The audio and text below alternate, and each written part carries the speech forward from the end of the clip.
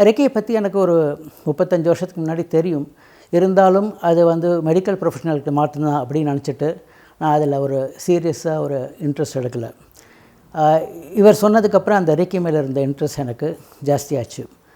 அது ஏதோ குரு அனுகிரகமோ என்னவோ தெரியல. ஒரு வாரத்தில் ஒரு ஆர்டிக்கல் வந்தது பேப்பரில். அதில் திருமதி மீனா சிட்டாலியா அப்படின்னு ஒரு அம்மா குஜராத்லேருந்து வந்திருந்தாங்க. அவரும் அவரோட பிரதர் ராஜு தோஷின்னு ஒருத்தர் இருக்கார். அவங்க 2 பேரும் ரேக்கி கிளாஸ் கண்டக்ட் பண்ண போகிறோம் அப்படின்னு சொல்லியிருந்தாங்க.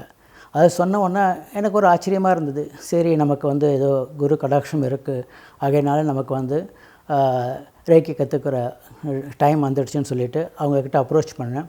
அவங்கள வாங்க கிளாஸ் இருக்குது, நீங்கள் சேரலாம் அப்படின்னு சொன்னாங்க. அப்படி தான் என்னோடய ரேக்கி வாழ்க்கை ஸ்டார்ட் ஆச்சு. அதில் ஃபஸ்ட்டு லெவல் முடித்தேன். ஃபஸ்ட்டு லெவலுங்கிறது டச் தெரப்பி. செகண்ட் லெவல் முடித்தேன். அது டிஸ்டன்ஸ் ஹீலிங் சொல்லுவோம். செகண்ட் லெவல் முடிச்சுட்டு அப்புறம் அவங்க ஒரு வருஷம் கழித்து கிறிஸ்டல் ஆரம்பித்தாங்க. அதுவும் கிறிஸ்டல் ஹீலிங்கும் நான் முடிச்சுட்டு தேர்ட் லெவல் மாஸ்டர் லெவல். அது கிட்டத்தட்ட 1.5 இயர்ஸ் ஆகிடுச்சு. அவங்க எப்பப்போ மஸ்கட் வருவாங்களோ அப்போல்லாம் ஒவ்வொரு லெவல் முடித்தேன், மாஸ்டர் லெவல் முடித்தேன்.